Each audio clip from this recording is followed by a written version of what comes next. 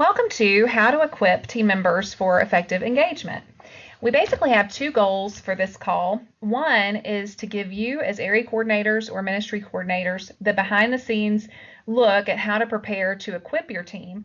And then two, to give you a PowerPoint that you can use as you're equipping your teams to engage and on what effective engagement looks like.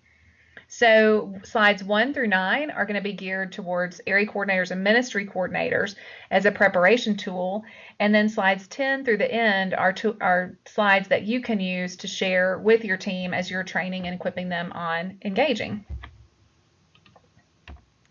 So we've got a couple of objectives for today's call. One is to enable you to equip your teams for effective engagement.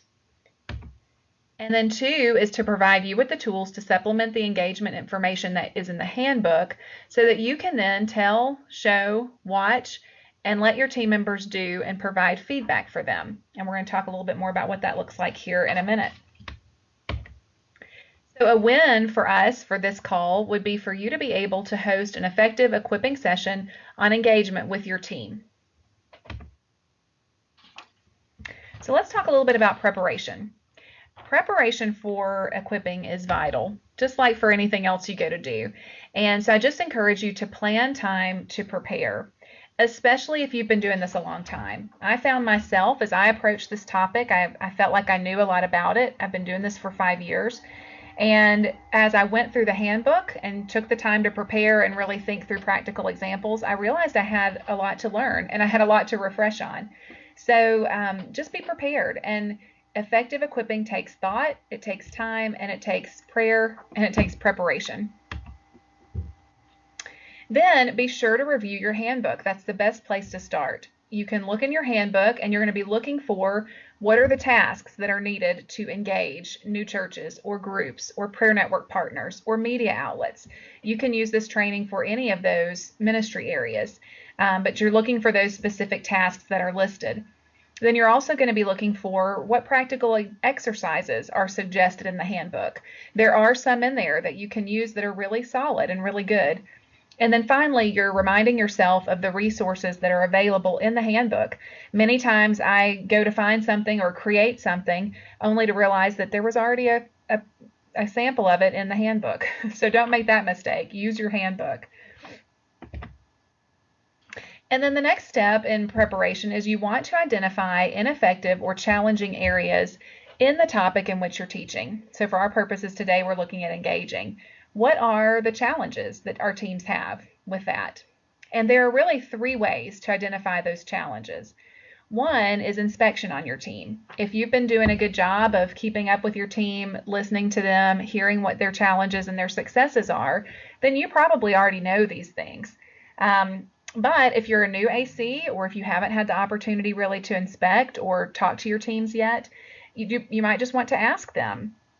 And I would suggest rather than just asking, because sometimes you don't get the answers you want by just asking a simple question, you might want to develop a survey, a very simple survey that just has the different tasks that are involved with engaging listed on it, and ask each team member to rate themselves with their comfort and skill level on a scale from 1 to 10.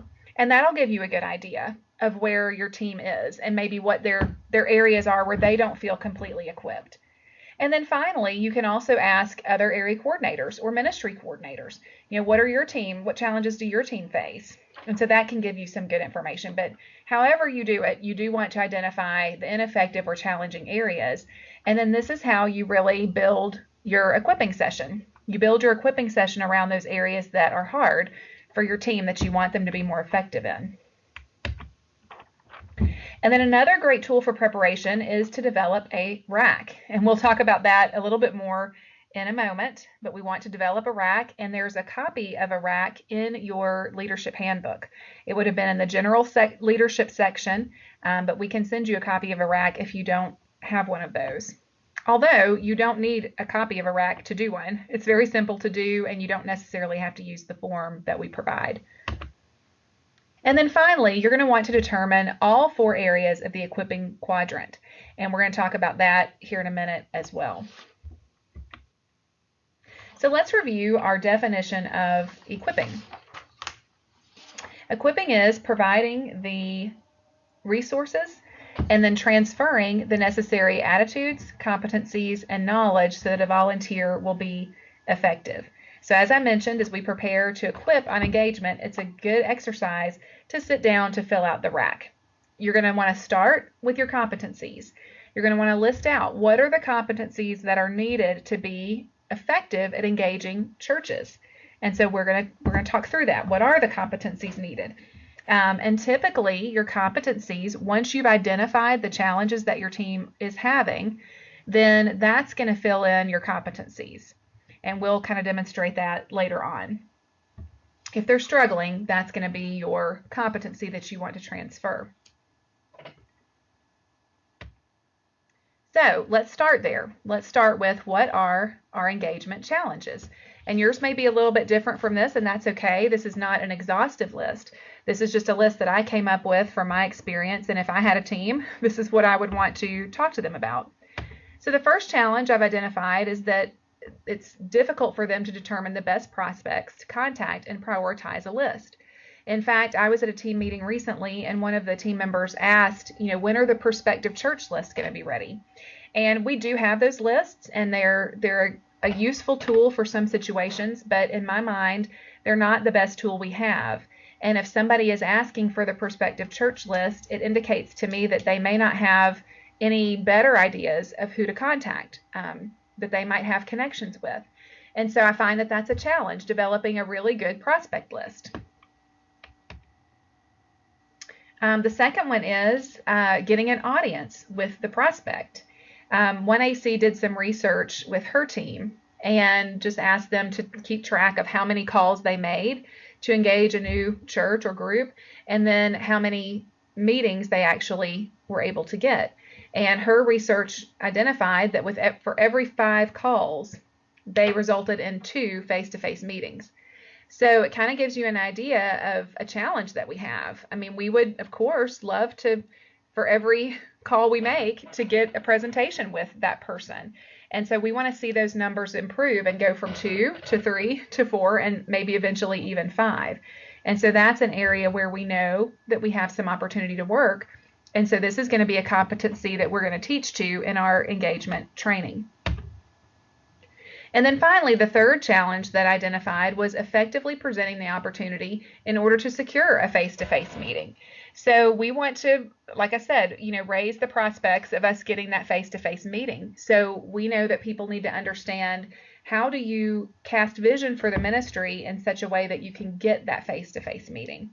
So those are the 3 competencies that we're really going to be teaching to today. How to determine your best prospect list, how to get an audience with the prospect, how to get your foot in the door, and then how to effectively present the opportunity in order to secure a face-to-face meeting. Now, once you've identified your competencies, the next thing you're going to want to do is identify what attitudes does a team member need to have in order to possess these competencies. So attitude is what we're going to talk about next. So a couple of things I identified, and again, this isn't exhaustive. You may have some different attitudes, but I identified 4 or 5 actually. 1, they really need to believe that a strong prospect list is important. If they don't understand why that's important, they're not going to be invested in doing it.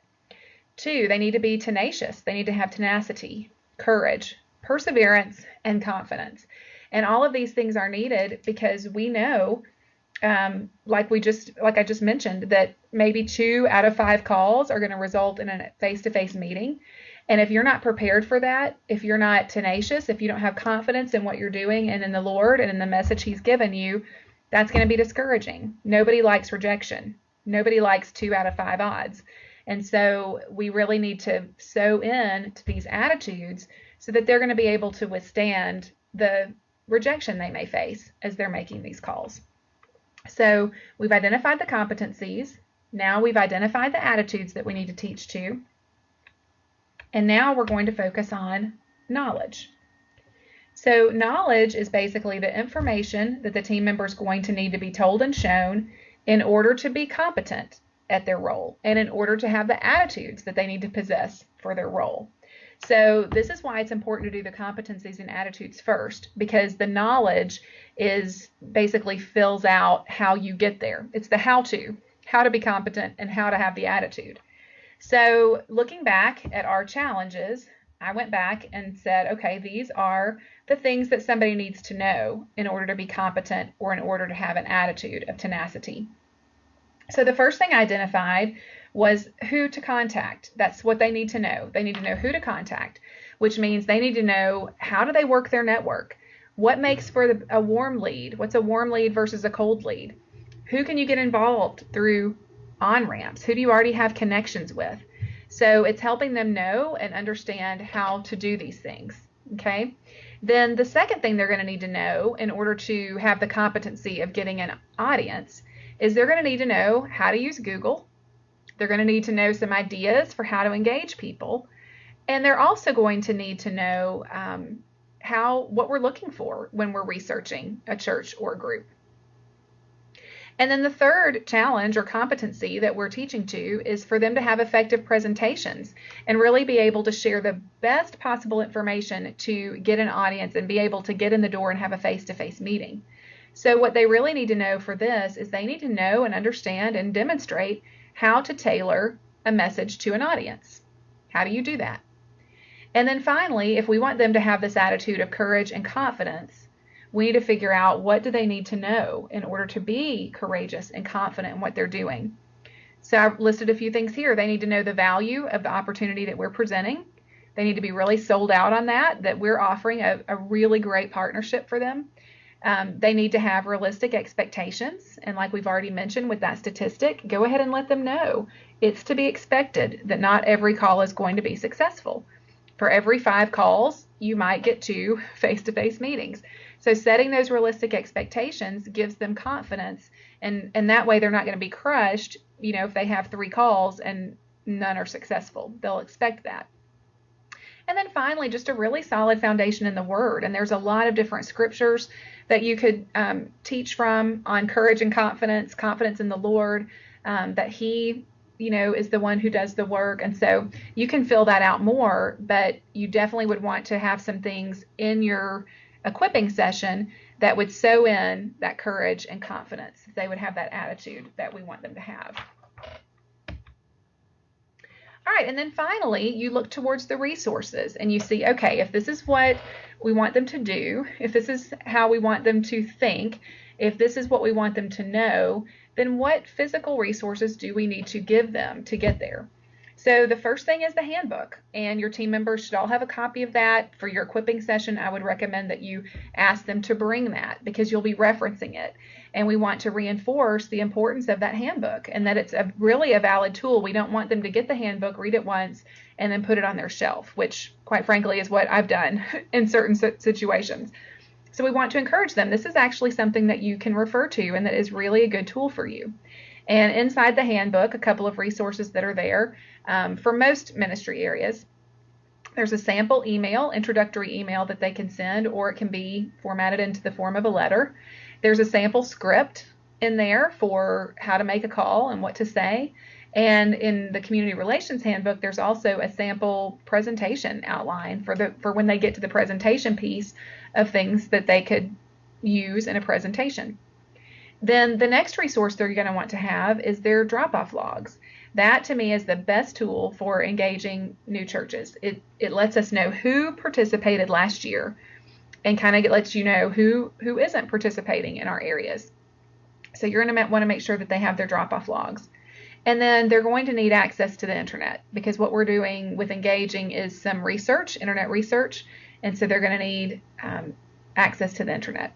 So again, this list may not be exhaustive. These are just the ones that I thought of for kind of the way I'm gearing the equipping today, but hopefully that's helpful for you to be able to see this is how thinking through the RAC can be really helpful. Competencies, attitudes, knowledge, and resources, and then you've got a really good package to deliver to your team. So then from there, we're gonna start developing our content for our equipping session. So like I mentioned before, the first point is don't reinvent the wheel. Reread your handbook. It's a good resource. And then the second tip on developing content is using your own experiences. The handbook is good information, but it's a little bit dry and it's not personalized. And so as you're reading through the handbook, like what I do is I'm just constantly thinking, okay, what can I share about this? How can I make this more real? How can I connect it to a personal experience? So you can use those and really think through, what have I seen happen on the team? What have some team members do that worked and didn't? Or whatever you're drawing from, just think through personal examples. Okay, so now we're going to talk through engaging prospects. Now this is where